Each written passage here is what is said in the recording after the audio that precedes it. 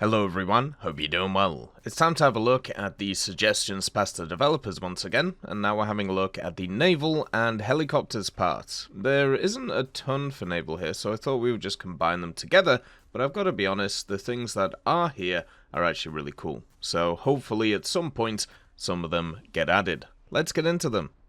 The first vehicle is for Germany, and it is the Project 15 Mine Layer and Sweeper, or the Krake.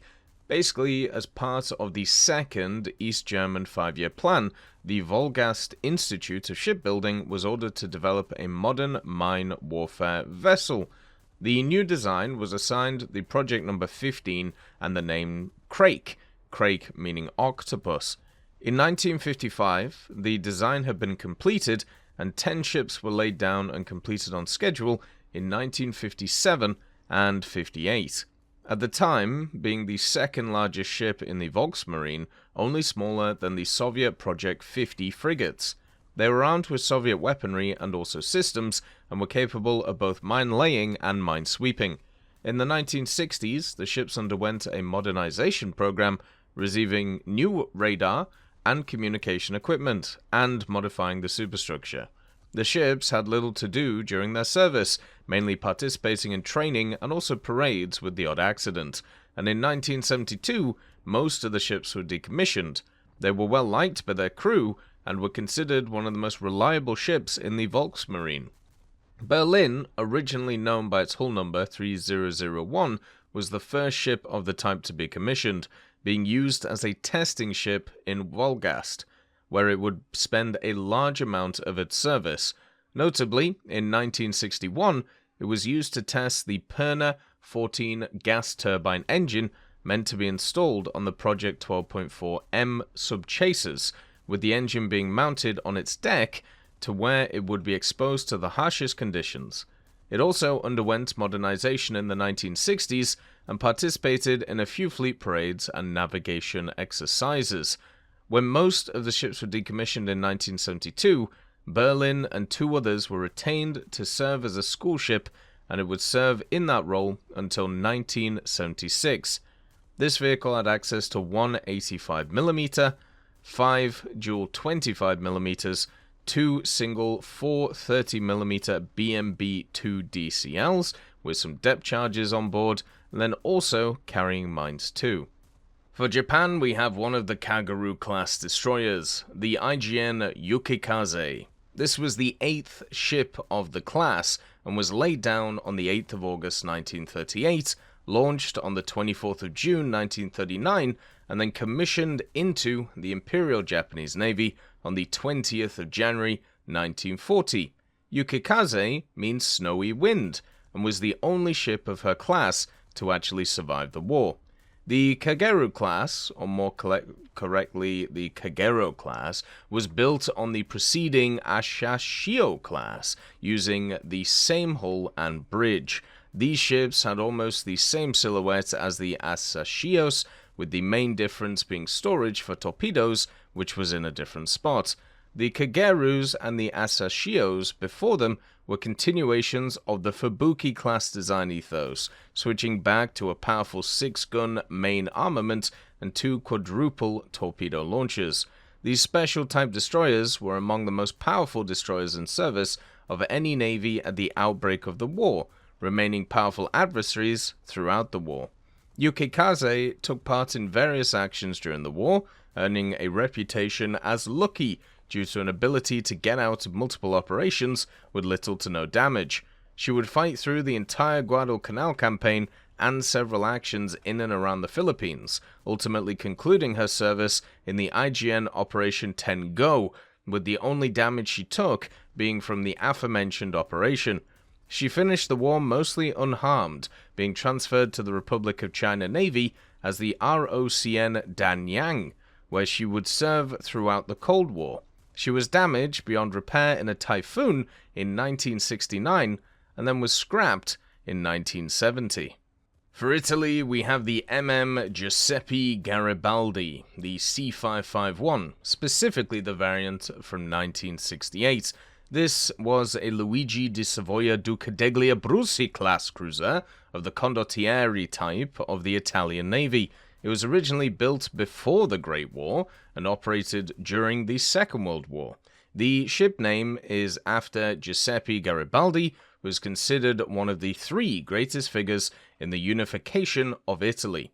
The ship was laid down on the 28th of December 1933 and commissioned into the Italian Navy on the 1st of December 1937. After surviving the Taranto air raid and also the Battle of Cape Matapan, Giuseppe Garibaldi, along with her sister ship Luigi di Savoia Duca degli Abruzzi, was allowed to remain in the Italian Navy after the war. In 1953, the rear turret was removed and the helicopter was used for testing helicopter pads, after which it was placed in reserve and completed its first life. And then, in 1957, Giuseppe Garibaldi underwent a major refit as a missile cruiser, a refit that transformed Giuseppe Garibaldi into a class of its own.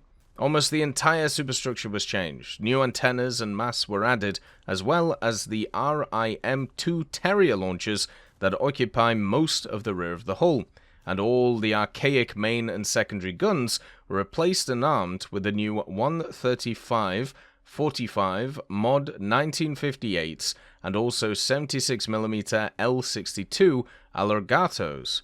The refit, carried out at the Arsenal of La Spezia, took 5 years, but was completed and returned to the Navy in 1961.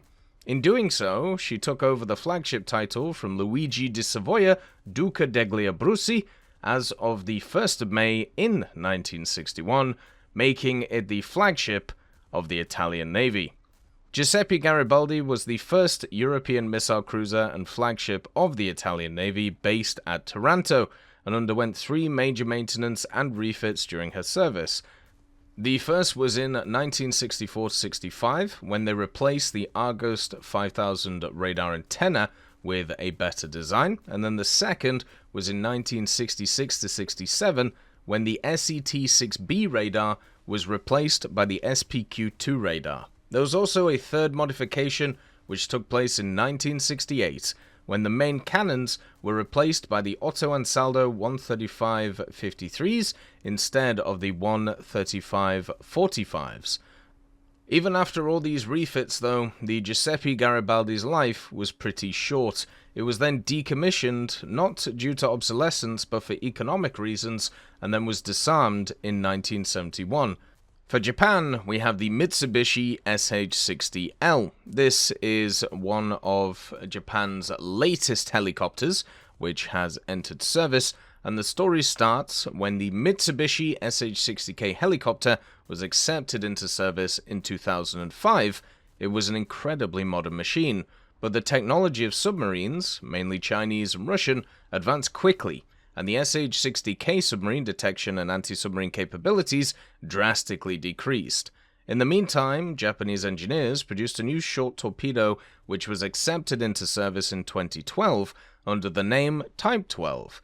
In addition, since 2007, the JMSDF, which stands for Japan Maritime Self-Defense Force, began to operate off the coast of Somalia to combat piracy there. I love it. Self-Defense Force in Somalia, where it turned out that the SH-60J and also K helicopters were insufficient in the event of contact with pirates.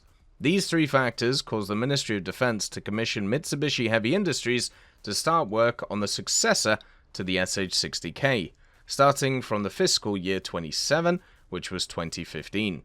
In the same year, work on the basic and detailed design was completed, which costs around 6.9 billion yen, and in 2016, the equipment plans for the production of the new helicopter were completed and the corresponding production machines were built, which cost about 25.5 billion yen. Production of the equipment for the first 2 SH-60L helicopters began in 2017, and the first ex-SH-60L helicopter was supposed to be ready by 2019 in April, but it took a lot of time to check the onboard functions. So in 2020 to 2022, the plan is to conduct verification tests at the Atsugi base, and then on the 13th of October 2020, tests on the engines were carried out, but the helicopter itself didn't take off. In May of 2021, the first 30-minute flight of the SH-60L helicopter took place on the Kamaki base, and after these tests, on the 28th of September 2021, 2 SH-60L helicopters were handed over to the Agency of Procurement, Technology and Logistics, which reports to the Ministry of Defense. So between 21 and 23, tests were carried out by the Japanese Self-Defense Forces, and on the 22nd of December 2023, the Ministry of Defense announced the completion of tests on the SH-60L, which was approved for operations under the name SH-60L.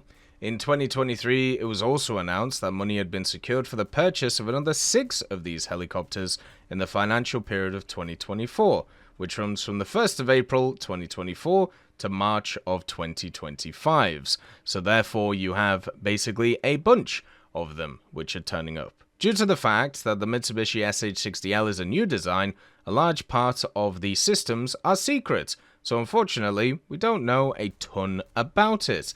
It can be equipped with exactly the same stuff as the SH-60L, but of course its internal systems are not exactly known.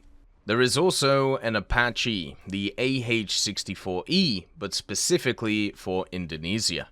The AH-64E, also known as the AH-64D Block 3, is the newest variant of the AH-64 series, and one of the most powerful helicopters in the world. The AH-64E is a modified version of the D, which became operational in the US Army in 2013. It's characterized by its improved T700 GE701D engines and also UAV integration. Indonesia requested 8 AH-64Es under the US Foreign Military Sales Program in September of 2012. The request resulted in 3 aircraft arriving at the 11th Squadron in December of 2017, with the final 8 eventually deployed. The 11th Squadron is an Army squadron located in Semarang, Central Java, and operates Bell 412s in addition to the Apaches. The possibility of deploying them to the Natuna Islands bordering the South China Sea, which also has its problems with good old China. So basically, this would just be a AH-64E, which would be used by Indonesia. Not really too different compared to the American ones. You have, of course, the chain gun, you have the AGM-114R3 Hellfire missiles, you have the Hydra 70 rockets, and then all of the standard equipment which would turn up for it. As always, I hope you have a wonderful day, and I'll see you next time. I'd just like to thank GMG Smiley, CD Beans, Chieftain Mike, EMN3 Galaxy, Tulio Pontecorvo, Brendan Quinn, Carrion Crow, Gus Irenicus, Pyman, Wartinder, Teddy, Daniel Stanton, Martinez, B. Young, Ozzy Panzer, Alan Hacker, Liam Shear, Opium Prime, Lafouche, Sem, Aslan, Uncle Bean, and Derek R. for supporting the channel.